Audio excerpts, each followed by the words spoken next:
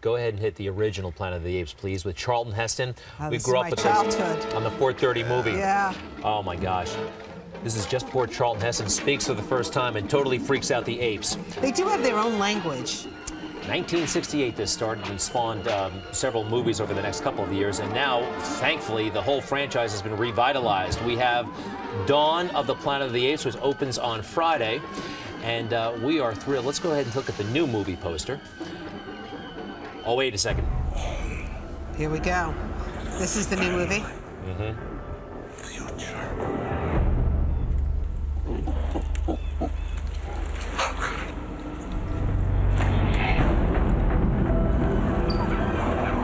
I'm in. Do you have to understand a certain language when you go to this movie? Let's ask the star. He plays Caesar, the main ape. Andy Serkis, welcome back to Good Day New York, by the way. Congratulations. How are you? Are you excited about the movie? I'm super excited about this. Honestly, Matt Reeves, the director, has made an extraordinary film. I really do think this is, I mean, much like the original, you know, they were always social commentary. They were always using the apes as a metaphor to say something about us, about the human condition. So this, and I think this one's really powerful. What's the message this year? It's this year's message is it's very much about empathy and prejudice and the necessity to listen to, you know, whatever tribe, whatever family you're defending, whether you're human, whether you're ape. It's about, you know, being able to embrace the other side. You guys are basically the apes, that is, you're on the verge of taking over the world. That's what it looks like, That's right. It's 10 years on from Rise of the Planet of the Apes, and Caesar has led the apes to freedom, set up a society. The humans there's been a huge pandemic and it's wiped out most of humanity, but there are survivors who are, you know, hanging on, and they come together. The apes think the humans have disappeared completely. So it's about two sides and how and the possibility of it's not post-apocalyptic in the sense that we know it's doom and gloom. There's a real moment of hope where they could both survive together. Can we talk about the production of this? Because I hear that you wear Lycra and reflective mirrors and stuff.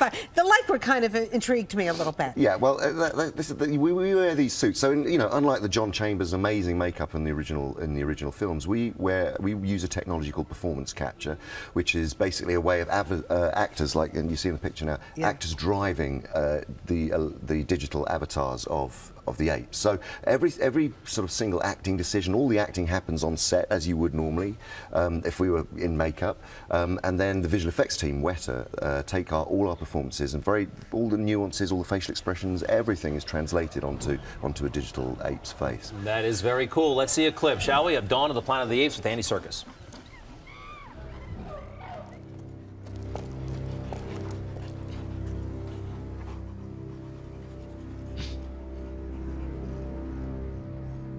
Apes do not want war.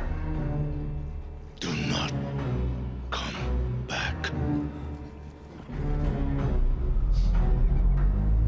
This is an intense scene, Andy. It's a pretty intense What scene. happened? So, and that character there, played by Jason Clarke, is Malcolm, and he's the one human being who Caesar connects with, and between them they try and find a peaceful solution to an escalation into what is going to be a huge war. Can I ask you, for some who grew up on the original Planet of the Apes, it doesn't seem to be in sync with everything that happened in that original series. No, because that all happens after this sequence. So we have gone back to the origin story with Caesar and Rise of the Planet of the Apes. So there's still a possibility of a nuclear war that would. There's absolutely that. I mean, the point about it is we know kind of where we're going to end up, which is the 1968 version. We're making our way back to that.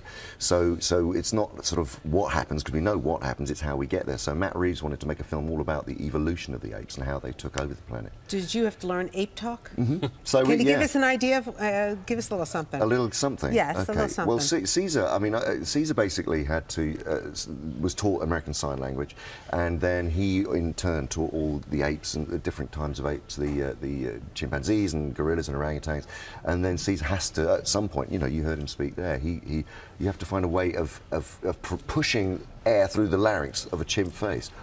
So, you know, ape vocalizations are like...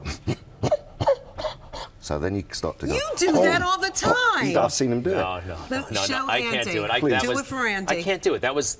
Come on, he's Caesar. They're always kind of putting you in these kind of monkey masks. I don't want to call them a mask, but they often don't want you to show your real face.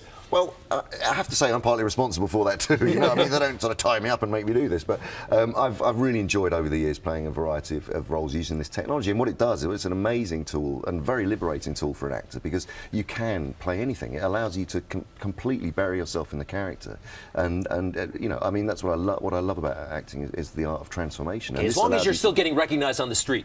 Totally, yeah. Okay, yeah, selfies. yeah. Everybody asks for selfies now. Oh, they're all selfieing all over the place, and Dolan answer phone messages, and Caesar this, and you know, yeah, it's great. Well, before you go, I have to ask you quickly about the Avengers. Do you want to give us any kind of hint of what might be coming up with that? Oh, you see, I'm treading on thin ice there. There's lots of things that I'm embargoed about. But the performance capture studio that I run in the UK has been working with Mark Ruffalo on bringing the Hulk to life. So we have a studio called the Imaginarium, and it's a sort of performance capture studio working with other people on all their films, and as well as doing our own stuff. And that is one of the projects, the Avengers, that we've been working on. Beautiful. Dawn of the Planet of the Apes comes out Friday. Congratulations, Andy Serkis. Good stuff. It's Thank going to be a major hit. Come on, do it for me. No.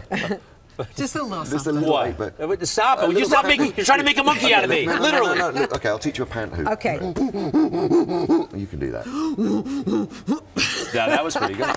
Do that again. We'll be right back.